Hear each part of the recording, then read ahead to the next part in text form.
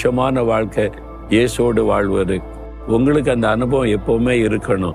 நீங்க வேலையில் இருந்தாலும் பிரயாணத்தில் இருந்தாலும் எது செய்து கொண்டு இருந்தாலும் இருதயத்துல இயேசு என் கூட இருக்கிறாரு அப்படின்ற ஒரு மன மகிழ்ச்சி இருந்துகிட்டே இருக்கணும்.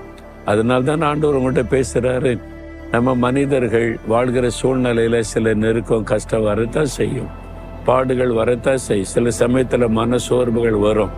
ஆனாலும் ஆண்டவர் அதிலே நம்மை மூழ்க போக விட மாட்டார். உடனே தைரியப்படுத்துவார், சந்தோஷப்படுத்துவார். அதை கடந்து போய் கொண்டே இருப்போம். இந்த நாள்ல கூட ஆண்டவர் உங்களுக்கு ஒரு வாக்கு கொடுக்கிறார். ஏசாயா 58:11 நீ நீர்ப்பாய்ச்சலான தோட்டத்தை போலவும் வற்றாத நீரூற்றை போலவும் இருப்பாய் என்று சொல்ல. என் மகனே, என் மகளே, நீ நீர்ப்பாய்ச்சலான தோட்டத்தை போலவும் வற்றாத நீரூற்றை போலவும் இருப்பாய். அப்படி உன் ஆசீர்வதிப்பேன் அப்படின்னு ஆண்டவர் சொல்றார்.